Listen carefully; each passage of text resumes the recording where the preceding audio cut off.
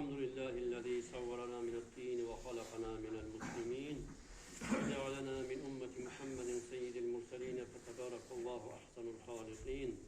أشهد أن لا إله إلا الله وحده لا شريك له وأشهد أن محمدا عبده ورسوله أرسله وصلى الله تعالى وسلم على رسوله محمد وعلى آله وأصحابه أجمعين.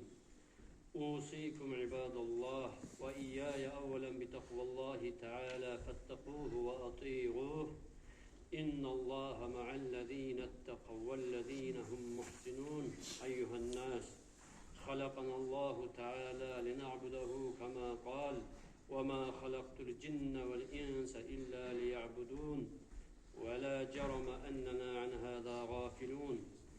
نطلب الدنيا بحلالها وحرامها ونحن عن عقباه ذاهلون.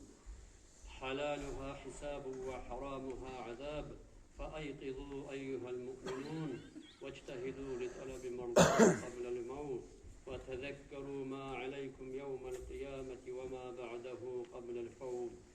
تطلبون الدنيا وأنتم لا تجدون، فكيف تجدون الآخرة وأنتم لا تطلبون؟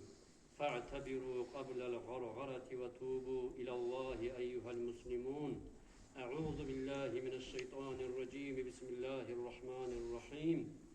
فمن يعمل مثقال ذرة خيرا يره ومن يعمل مثقال ذرة شرا يره.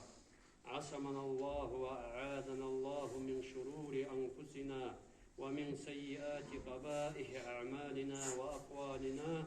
أستغفر الله لي ولكم أجمعين، إنه